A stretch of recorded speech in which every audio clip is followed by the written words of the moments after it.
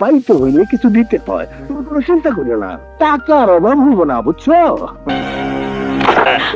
তো আপনার 22টি চলচ্চিত্রের মধ্যে আপনার কাছে ব্যবসায়িকভাবে জনপ্রিয়তার দিক থেকে 1 নম্বর কোনটি? 1 নম্বর ছবি গার্মেন্টস কন্যা। গার্মেন্টস কন্যা। তো গার্মেন্টস কন্যা চলচ্চিত্রে কে কে ছিল এটাতে? গার্মেন্টস কন্যার ছবিতে ছিলেন, মূল ভূমিকা ছিল পপি, ইমন, মিশা সওদাগর, বাহ, শক্তিশালী অভিনয়, সুচরিতা, আহমেদ শরীফ। তো এই চলচ্চিত্রের কনসেপ্ট বা গল্প চিত্রনাট্য কে করে? কাহিনী সংলাপ চিত্রনাট্য আপনি নিজেই করেছেন? আমি নিজেই করেছি। জি। সংলাপের ব্যাপারে একজন সহযোগিতা ছিলেন জামান আক্তার।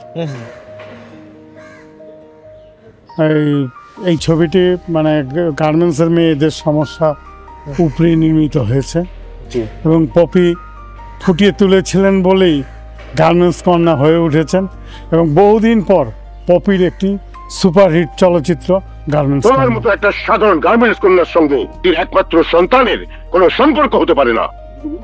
রাজরানী হওয়ার স্বপ্ন দেখছো? আমি সেই ইমন চৌধুরীর বাবা। আপনার এই গার্মেন্টস কন্যা চলচ্চিত্র কনসেপ্ট পেলেন কিভাবে? মানে আপনি যে তৈরি করবেন এটা গল্পটা আইডিয়া আসে কিভাবে মাথায়?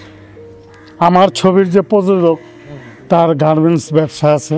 আচ্ছা আচ্ছা আচ্ছা। সে তখন তারে বললাম যে আপনি তো গার্মেন্টস ব্যবসা যেহেতু করেন, আপনি গার্মেন্টসের উপরেই ছবি করেন। Good, very good. তখন দেখা গেল যে উনি বুঝতে পারলেন না। তারপর যখন বললাম যে আপনার গার্মেন্টসে একটি ম্যানেজার আছে কাবিলা, আচ্ছা, সেই ম্যানেজার গার্মেন্টসের মেয়েদের উপরে অনেক কুপ্রস্তাব দেয় এবং তাকে 2-1টা ঘটনা বললাম। বলার পর উনি হাসতে হাসতে মরে যায়। তখন বলে যে হ্যাঁ, আমি এইরকম চলচ্চিত্র নির্মাণ করতে পারি। তখন আমি এই চলচ্চিত্র নির্মাণের হাতে নিলাম, গল্প লেখা শুরু করলাম। হ্যাঁ, গল্প শুনে আর উনি হাসে। তো ওনার একটা তখনই আশাবাদী যে এই ছবিটি সুপারহিট হবে। এবং পরবর্তীতে দেখা গেল এই ছবিটি যখন সুপারহিট ব্যবসা করা শুরু করলো, উনি তখন বললেন যে আমি গল্প শুনে যখন আমি এত পাষাণ লোক এত হেসেছি, মানুষ তো হাসবেই। এবং তার আশা পূর্ণ হয়েছে এবং গার্মেন্টসের এলাকায় ছবিটি খুব আলোচিত ছবি এবং অনেক দিন পপির সুপারহিট চলচ্চিত্র ছিল না। এই ছবিতে সে আবার, এই ছবির মাধ্যমে আবার সে চলচ্চিত্রে আলোচিত নায়িকা হিসাবে এবং বহু চলচ্চিত্রকার তাকে নেওয়ার জন্য চেষ্টা করলেন। তখন উনি রেমুনারেশন ছিলেন, পারিশ্রমিক ছিলেন অনেক টাকা। জি জি। আপনার এই চলচ্চিত্রটির শুটিং করার সময় কোনো স্মৃতিমধুর ঘটনা বা কোনো মজাদার ঘটনা আছে কিনা গার্মেন্টস কন্যা? এই ছবির শুটিংয়ের সময় মানে নাসরিন নামে একজন অভিনেত্রী আছে, সে মানে ডাস্টবিন পাশে অভিনয় করেন। এমনও ঘটনা আছে অভিনয় করতে করতে সেই এলাকার মানে যত নোংরা বজ্র আছে সব খেয়ে ফেলতেন। আচ্ছা, শুটিংয়ের সময় মানে রিয়েল এত ন্যাচারাল করতে চাইছে। উনি বলতেছে আমি খাচ্ছি, আপনাদের অসুবিধা কি? রাইট। উনি কইতেছে আমি ন্যাচারাল করার জন্য আমি যা করা দরকার আমি তাই করবো। বাহ বাহ, দারুণ দারুণ। আপনার এই ছবিতে কয়টি গান ছিল ভাইয়া? এখানে গান ছিলেন 6টি গান। ভালোবাসা তুই কেমন জাদু কর, এক পলকে কেড়ে নিলি আমারই অন্তর।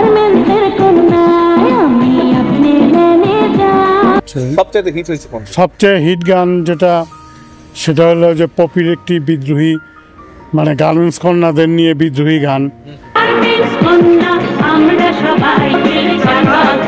সুপারহিট। তো আপনার এই চলচ্চিত্রটি আনুমানিক কতগুলো হলে গিয়েছিল এবং কিরকম ব্যবসা করেছে? প্রায় হলে এই চলচ্চিত্রটি চলেছে, ঘুরে বিভিন্ন সিনেমা হলে এসেছে এবং দীর্ঘদিন এক এক হলে চলেছে। যেমন কিছু কিছু সিনেমা হলে মানে 6 মাস 1 বছর চলেছে। যেরকম উল্লেখযোগ্য গাজীপুরের এলাকায় কিছু সিনেমা হলে মানে 1 বছর চলেছে। বাহ বাহ, দারুণ দারুণ। কত টাকা আয় হয়েছিল আনুমানিক? আয়ের ব্যাপারটা তো প্রযোজকদের, সেটা বলা সম্ভব না, কিন্তু সেই সময়ে সবচেয়ে ব্যবসা সফল ছবি ছিল গার্মেন্টস কর্নার। বাহ বাহ বাহ, দারুণ, ব্লকবাস্টার হিট তখন। হ্যাঁ, আগে যেরকম সিনেমা হলে ছবি দেখতেন, মানে কোনো বাড়িতে কোনো মেহমান আসলে পরে মেহমানের কাছে দাবি করতেন সিনেমা হলে যে ছবি দেখবেন। জি জি জি। দেখা গেল যে ওই পাড়ার অথবা ওই গ্রামের 100, 150, 200 দর্শক একত্রে হয়েছে ছবি দেখার জন্য। জি। সেই দল বেঁধে ছবি আবার দেখুন, আবার সিনেমা হলে ভালো ছবি নির্মাণের উৎসাহ পাবো আমরা পরিচালকরা আবার ভালো ছবি বানাবো। আপনারা সিনেমা হলে এসে ছবি দেখেন। আমাদের সেই গৌরবময় সেই চলচ্চিত্রের সেই দিন ফিরে আসতে হলে আপনাদের সিনেমা হলে যে ছবি দেখতে হবে, এবং আমরা ভালো ছবি বানাবো, ভালো আরও ছবি হবে। দর্শক, আপনারা ছবি সিনেমা হলে যেয়ে দেখবেন। ধন্যবাদ ভাই, আপনার মূল্যবান সময় আমাদের আপনাদেরকেও ধন্যবাদ আপনাদের মূল্যবান সময় দেওয়ার জন্য। জি ভাইয়া, থ্যাংক ইউ।